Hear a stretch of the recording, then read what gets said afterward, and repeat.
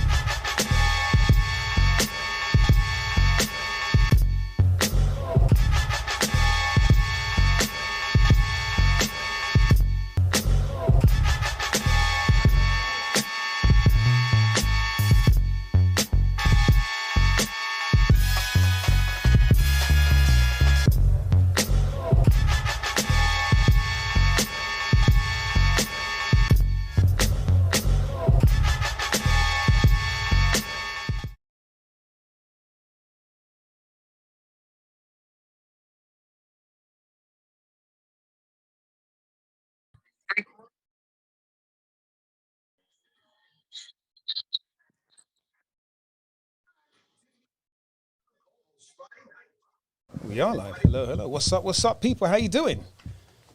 Look at me just adjusting myself, getting into my seat. Happy Thursday for those of you Can everybody hear us? in the Western Hemisphere. Can you guys hear us okay? Are we muted? Give us a wave if you can hear us. All right, can we hear them? Pleasant afternoon. There we go. I think we can hear Dr. Kilo. Well, greetings, folks. Welcome once again to the Great Black Detox, and it's the Great Black Detox Thursday Clinic. And for those of you who've seen the fly, if you're just here for the regular Thursday, that's what it is. Except we've got a bit of a special. Today we will be talking about obesity, which is I don't know if you can see the poster behind me, and if you saw the flyer before you logged in here, it's a subject that won't go away and probably shouldn't go away. I think it's good that we can continue to have these conversations on obesity, so we learn how to discuss these things and how to share and how to find solutions, how to destigmatize obesity. But more importantly, Dr. Amsu, what's happening recently in social media, and I guess this, overly PC world, they've turned obesity into a thing, right? Into an identity, into something people are celebrating. And I think there's a bit of a confusion there.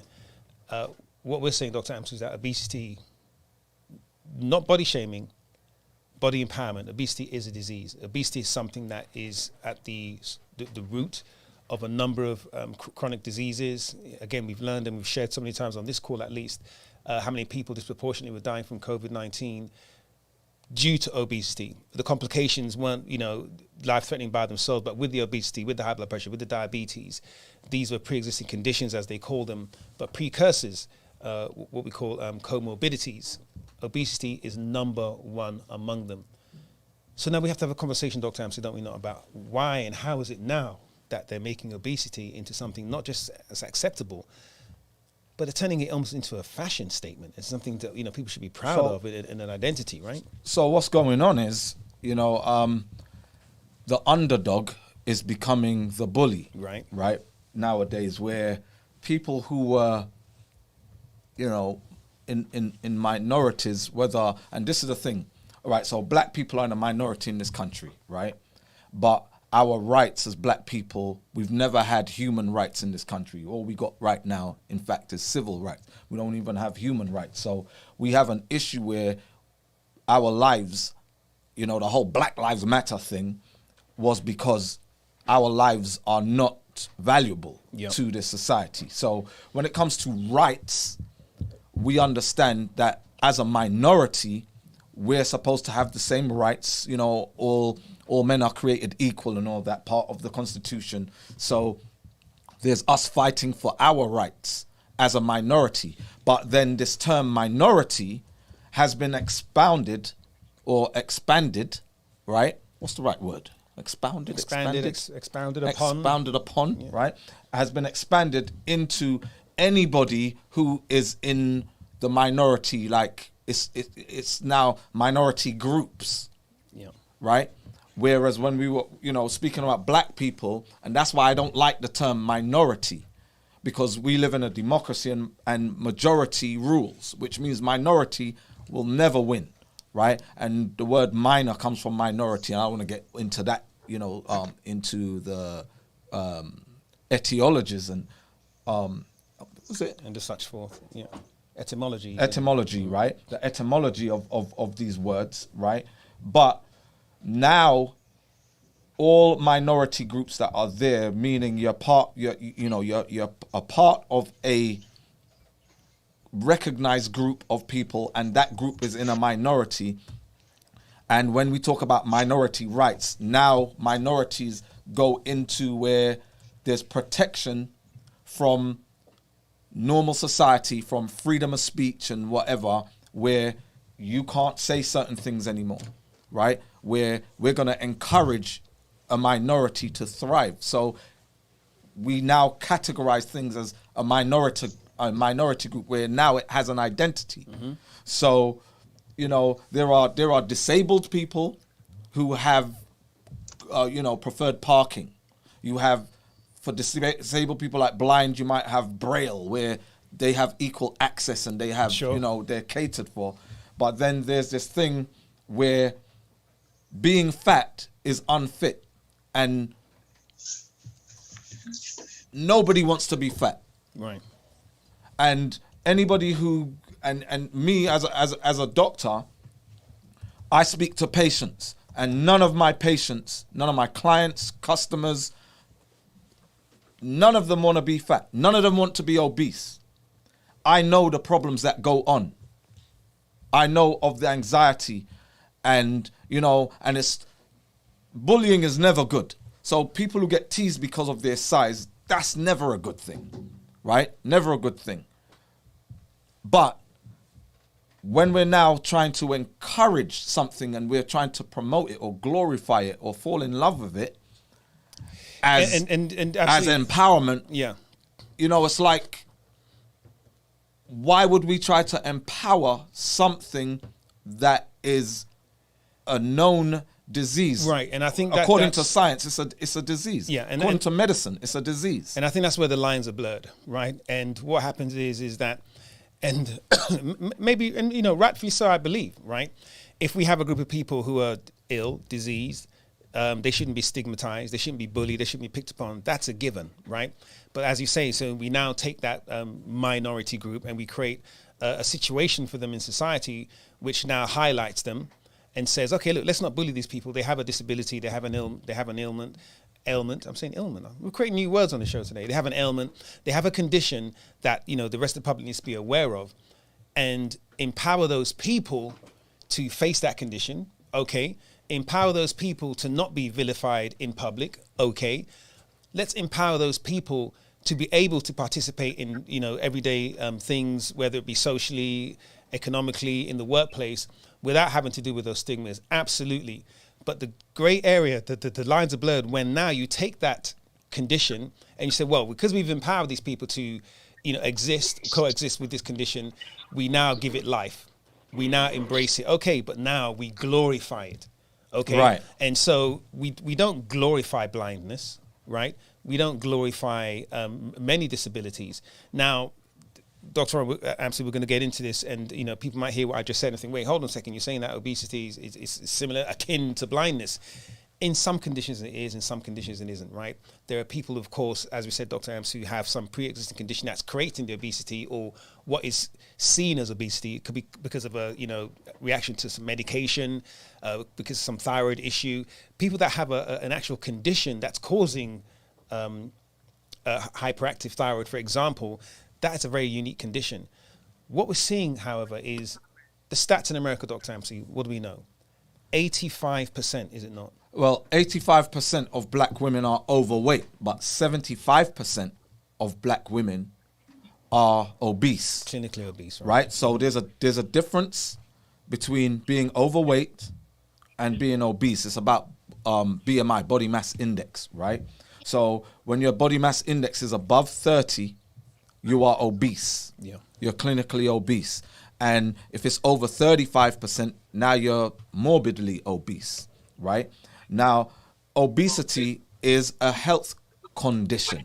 It's an actual condition. It's a disease, right? And, I can go into the functionality, the correct function of adipose tissue, what it's there to do, right? And it's an endocrine organ. Your fat, your white adipose tissue is an endocrine organ. When it's functional, it has a function to store energy and to release energy when needed. Right. And there are hormones within your adipose tissue called adiponectin. There's a hormone called adiponectin, which job is to maintain sensitivity to insulin, right? Mm-hmm. So that it protects us from issues such as diabetes, from any high blood pressure or any inflammatory condition, right? And it's all about the size of your adipocytes. So your adipocyte is a fat cell. And when your fat cell is regulated and it's within a threshold, it does you good. As I said, to transfer energy. Right? To it stores triglycerides, and those triglycerides are released as needed to benefit your liver, your kidneys, your heart, muscle, anywhere there's muscle, soft tissue, right? And when you go past a certain threshold, now dysfunction happens. Now within fat cells, there are adipokines, right? And there are T cells and mast cells, right? Mast cells are inflammatory cells that are supposed to be regulated by certain hormones, adiponectin being one, AMPK being another.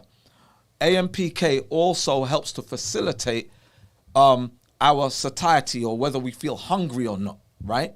And the more we have hypertrophy, which is the growth of fat cells, which are adipocytes, right?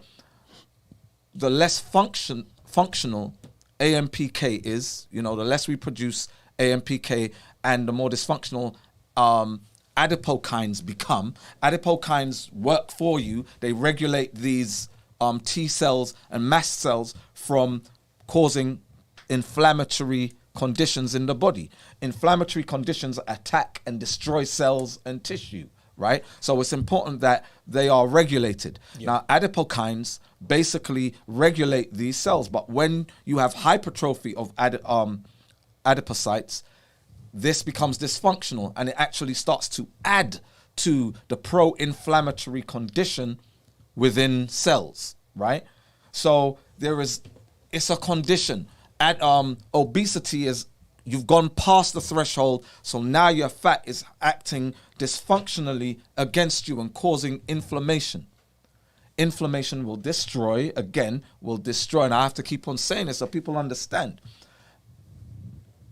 Pro-inflammatory cells destroy tissue and organs. They destroy them.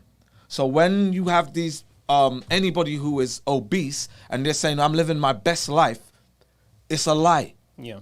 It's a lie. And it should not be encouraged. It's like you go into anybody's house or to go to any parent and say, would you encourage your child to drink alcohol or to smoke? They're going to say, hell no. No. I do not want my child to smoke or drink to put toxins. Yeah. Now, obesity turns adipocytes into toxic cells. They become a haven for pathogens and microbes, right?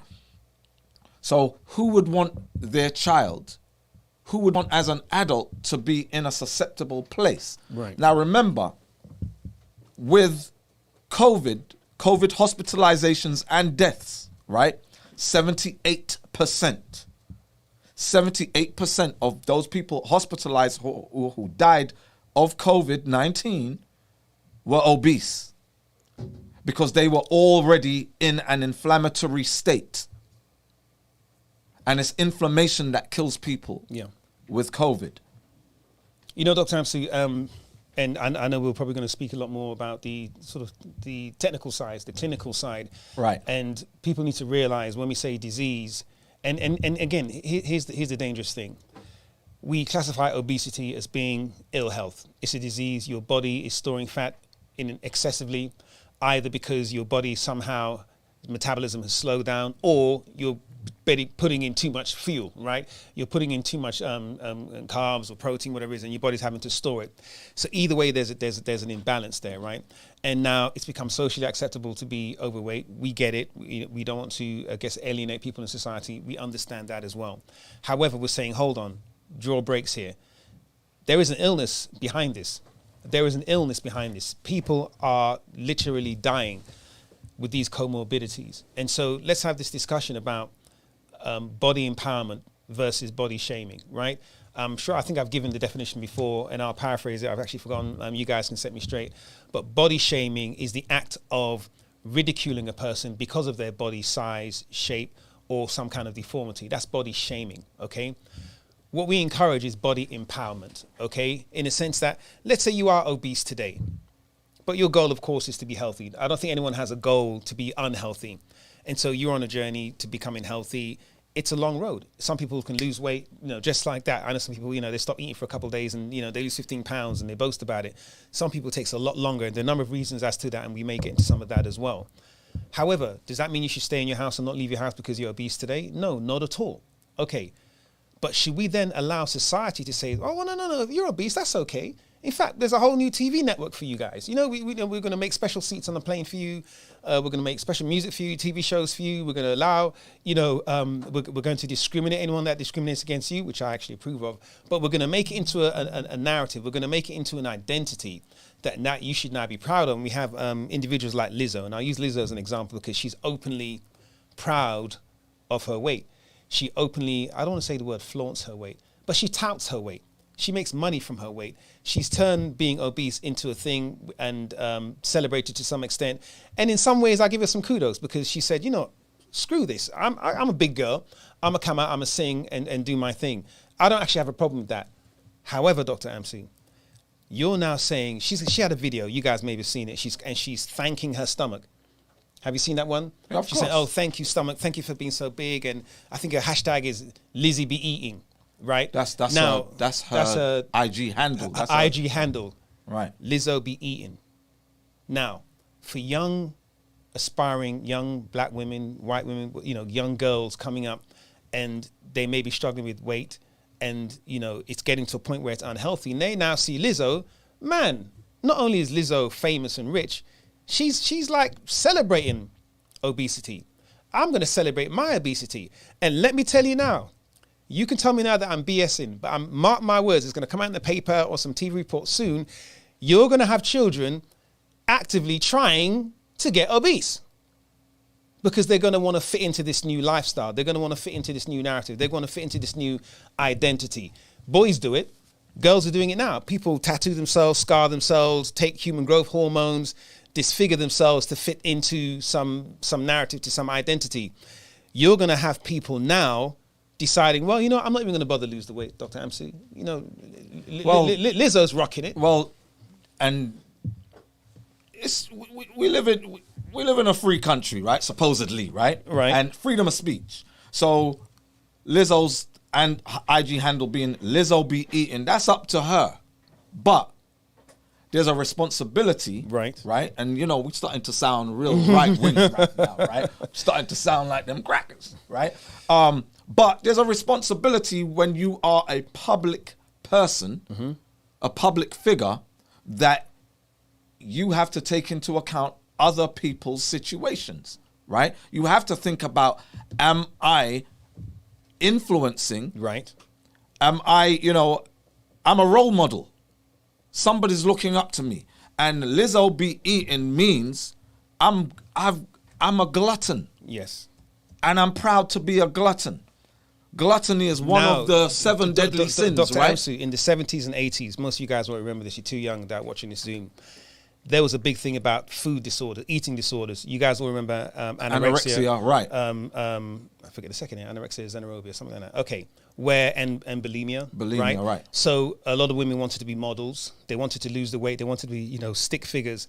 And so they were, like eating Twiggy. and throwing up. They wanted to be like Twiggy, right. Kate Moss and people like that. And it was a huge thing. Do you guys remember the movements back in the 80s and 90s about, body shaming then? Women that wanted to be skinny. No, that's an unnatural weight to be, where you're literally a skeleton walking around. And a lot of women were eating and then throwing up so that they wouldn't put on any weight. Are we not now in the inverse of that, Dr. MC, where we're saying, okay, look, we're now going to celebrate overeating. We're now going to celebrate being obese. So where's the movement against that?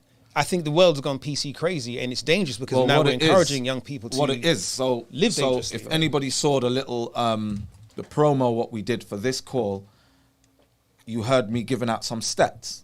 75% of black women are obese, 60% of black men are obese, 35.2% of black children are obese. Yep. Right? So that in fact makes the majority of black people as a whole, yep. African Americans, that means that the majority, and again in a democracy, majority rules. So because the majority of black people are obese, the skinny or the lean folk are being subjected to, well, you're no longer in a majority.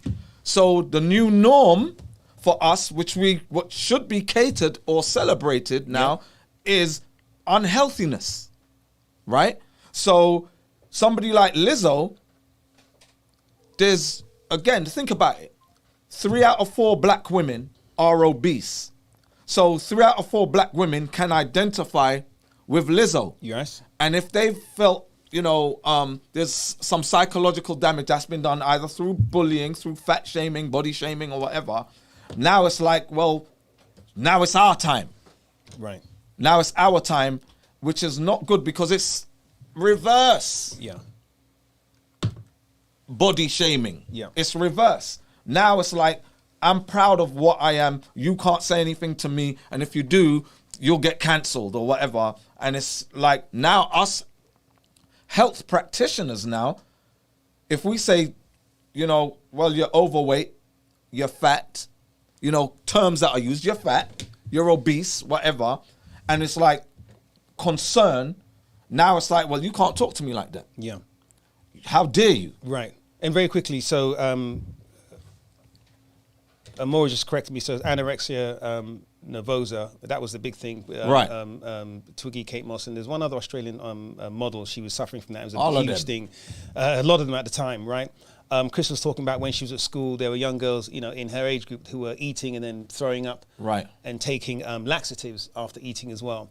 And this was in a craze to meet it wasn't even a social norm. It was a fashion image that was created by, hear me out, guys, and you can throw me under the bus and you can cancel Mr. Breaks.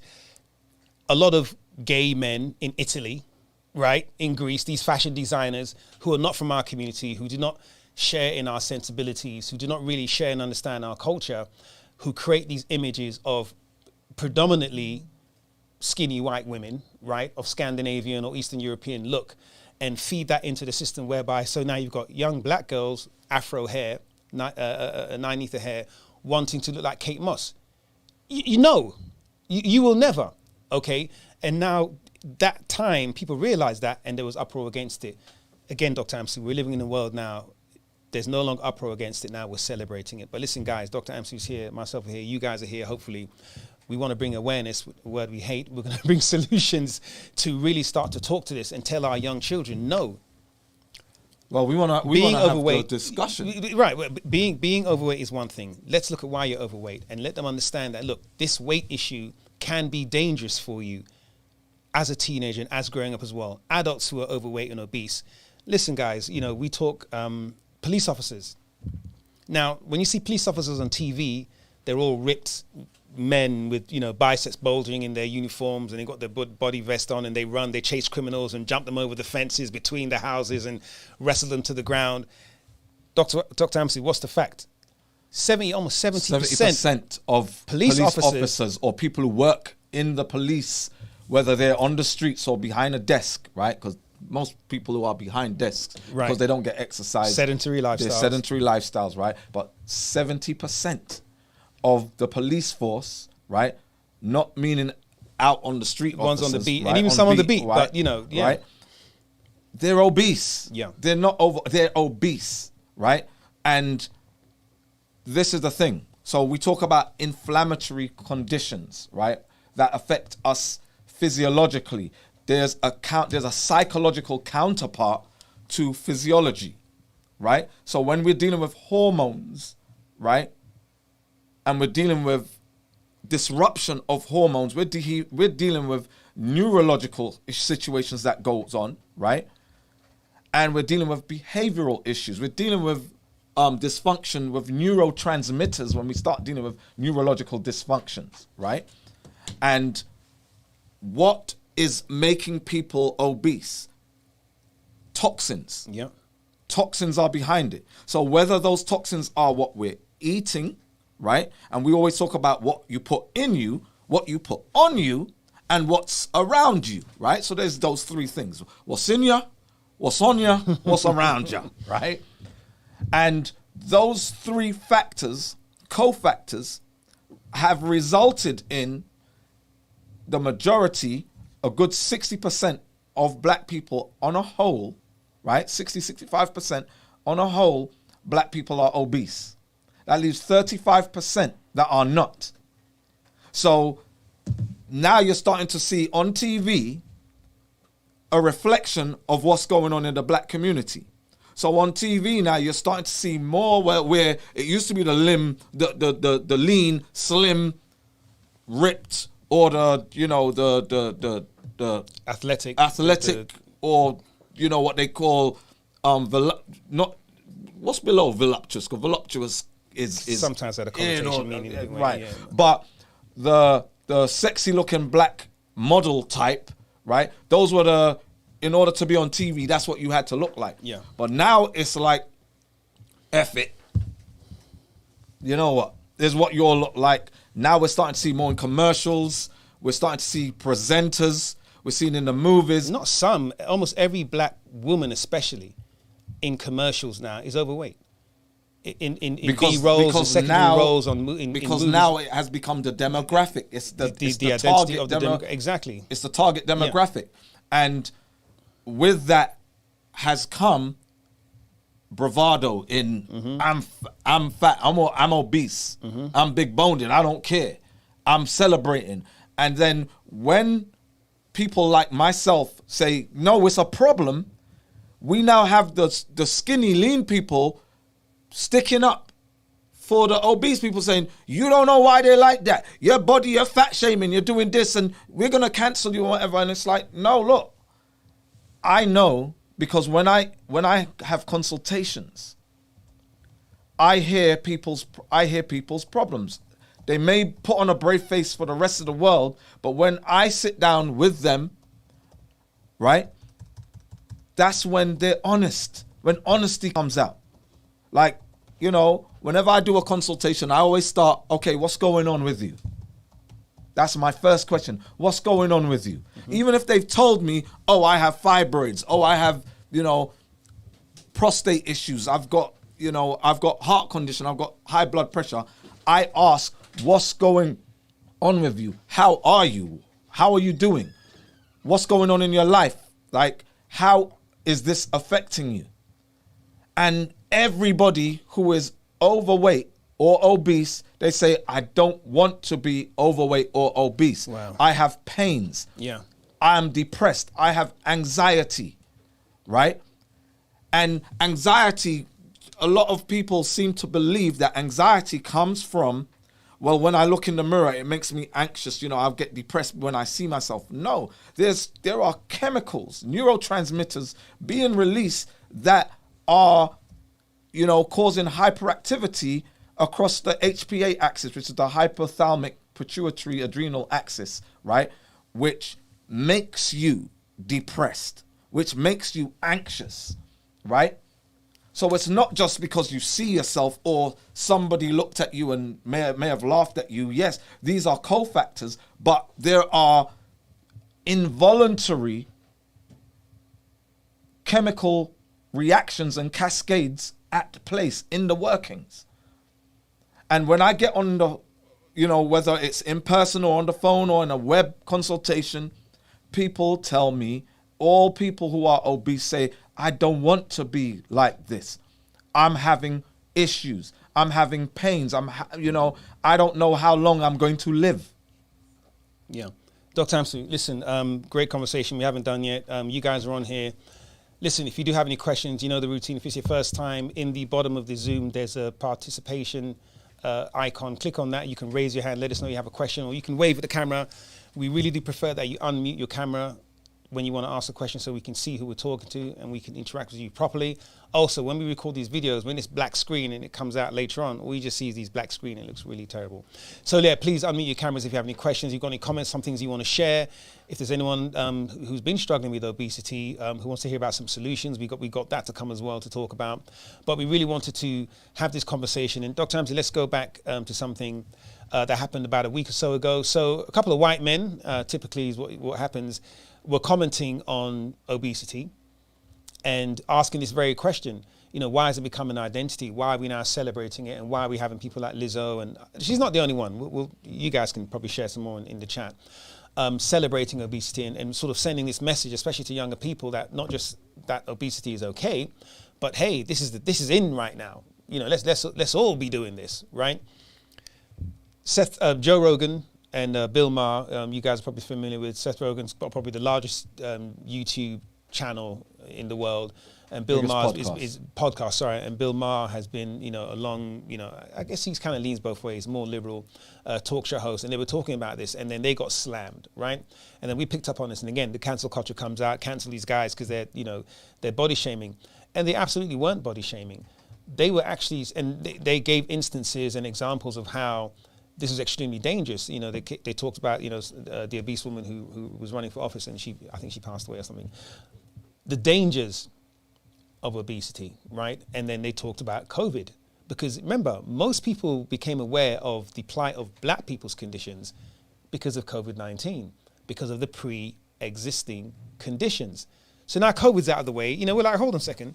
What were those pre-existing conditions? Now, those pre-existing conditions weren't always specific chronic ailments that have names, okay? And the one that doesn't have a name or has a name is and usually overlooked is obesity. 70% of people who died or hospitalized with COVID-19 were overweight or clinically obese. A subset of those had high blood pressure or diabetes or some other immunocompromising condition, had some comorbidity. But number one across the board of all of them was obesity. So now let's address this. You have some obese people that don't typically look obese because they're tall and they sort of, you know, have an expression, they carry the weight well. But in actual fact, if you do their BMI test, you'll find that they're actually either severely overweight or just on the border of obesity. Either way, they are teetering on being unhealthy to a point that if they were to suffer a mini stroke or cardioembolism or some kind of condition, they would succumb because their body has all this extra weight and all this extra, you know, bane to try and sort of fight through. And that is what we're talking about. Listen, Dr. Amson, what was the stat for children K through 12? K through 12, 35% of children, black children, K through 12. So we're talking middle schoolers here, guys. No, we're talking pre-middle, and high school kids. 2 to 19. That's 2. Not Between even the age of 2. Pre-K. So Pre-K, 2-3-year-old like toddlers, right? Nursery. Still on the breast, some of them. See, this is the thing is, to me, is how do you make a 2-year-old obese? Come on. How do you do that? I'm telling you how. Similar. Formula. Yes. Formula, and then at a very early age, chicken and, or beef, steak. Yep. And don't get started. And this is the thing. It's abuse. I'm going to say it. Because this is the thing, right? I'm not PC at all. I will call out names, right? I am not a PC guy, right? I'm right wing. I'm a cracker. All right, I'm going to say it. I'm a cracker. You're a redneck Republican. I'm a redneck. I don't know how I stomach this guy. Right? I'm a bigot. But this is the thing, is that as a man, I want to call things out. I want to say it how I see it, right? And if people take offense, all right, take the offense. If I go too far, I'll apologize. I will apologize, everybody. I'm going to say sorry, brethren, But there are things that have to be said. And if we're not saying it and everybody becomes PC, right? To me, that's beta, right? I was raised to be a man. And as a man, speak your mind. All right, try not to offend. There are virtues that I was taught. I was taught virtues. And I'm going to try to be virtuous. But as polite as I can, if there's something going on in the world, especially something that affects black people, I'm going to say it, God damn it.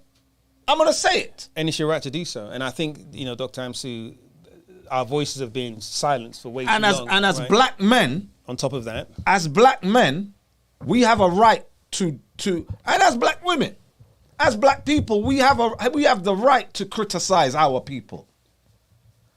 We're family. You see what I'm saying? Imagine Imagine, all right, look, when we were young and we saw how white parents used to suck up to their children in the stores, like, as a child, I would look and think, beat him, beat the youth. But liberals, this liberal lefty bullcrap, right? It's destroying us. We're not that. We're living in a society where we have to watch what we eat, what we put in us, what we put on us, what we have around us. We don't have a say when we step outside of our homes, what is around us, what we breathe in. We don't have a say. But inside our homes and our houses, right, we do have a say. Absolutely. So we're going to be as aggressive as we can, right? Shy of pulling out a gun and saying, listen, don't yam that. Don't put that in your house. That's how far we're willing to go because we're in a crisis, black people. We are in a crisis. Absolutely. Dr. Amsu, again, powerful words, and we've got more to say. Dr. Keeler, I know you had your hand raised. Always great, insightful comments from you. What do you have to share today, Dr. Keeler? Pleasant afternoon, everybody. I'll be very brief. Oh, I don't know why it's echoing, but I'll turn this down a little bit. We don't hear the echo, Okay. Dr. Keeler. You're fine. Okay, so briefly, I wanted to back on what you were talking about, chronic inflammation and how it lays a foundation for other diseases to come in and wreck the shop, wreck the body. Right. Okay, so when you already have chronic inflammation, your tissues are mushy. Anything can get in and take residence.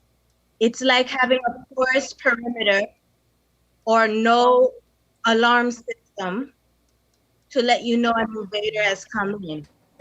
In the case of COVID, when the lungs become inflamed from massive inflammation, that was pre-existing from obesity. And then you have COVID coming in, you get more inflammation.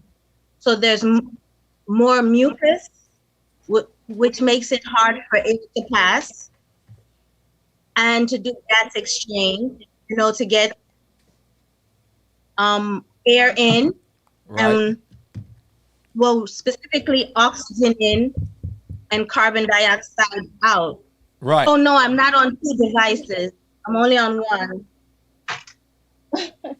And then secondly,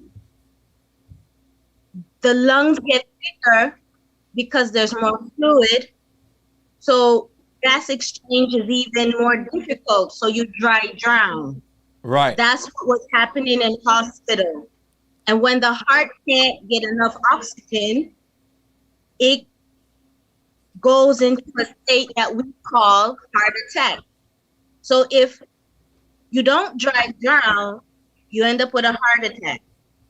And worse, with chronic inflammation, you end up in a state of having a predisposition to clots formation. Right. So you also increase your risk of stroke in the brain, Yep. Thrombosis. which is the same as heart attack Yep. in the heart, which is the same of mesenteric ischemia in the gut, which is the same as priapism in your genitals. So tissues just die. Necrosis. And necrosis. So what he's saying is not to be critical of anybody who has obesity, who is in a state of obesity. It is to make you aware that your body is a ticking time bomb, that if anything else comes to attack you, you are already vulnerable. And lastly, if you are obese prior to conceiving, first of all, it throws off your entire endocrine system. So it makes it hard for your brain to communicate with the reproductive organs, and makes it hard to regulate those hormones. So it's harder to get pregnant. But if you do get pregnant, those ova have been in a state of obesity as well, as have the sperm in a man's body. It predisposes to forming a fetus that is obese in the womb and has a higher risk of developing life-threatening hypoglycemia at birth, life-threatening our delivery risk of not being able to pass through the vaginal canal, which increases your risk of C-section because the baby is just too big to pass. Right. Right? Big passenger. In OB, the complications are passenger, passage, and power, which means the uterus can't push it out because it's not strong enough. And then after the baby's born, there's this massive crash in the blood sugar. So the baby's in distress. They have to give them glucose. And then as the baby matures outside the uterus, they're already bigger. There's a very big risk of diabetes development later and heart disease as a result, and stroke risk in teenagehood and adulthood. So you can make a child obese from the womb. Yeah. That's it. That's all I want to say. Right. And let's just talk about, with obesity, what that brings. So according to the CDC, right, people who are obese, they're double or triple at risk of the following: all cases of death, mortality, right? All cases of death, they're at double to triple the risk. High blood pressure, high LDL cholesterol. This is what's, high levels of triglycerides, dyslipidemia, right? Type 2 diabetes, as we know, type 2 diabetes is running rampant in the black community, running rampant, right? Coronary heart disease, stroke, gallbladder disease, right? So the bile, you know, that helps us to digest our foods, and that we get issues, right? We get gallstones, right? And our ability to digest